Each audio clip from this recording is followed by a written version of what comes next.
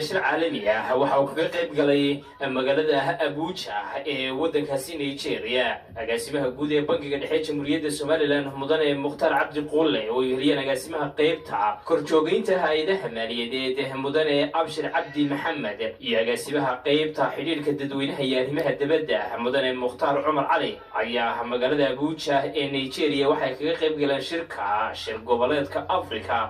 Africa Regional Committee ilaalinta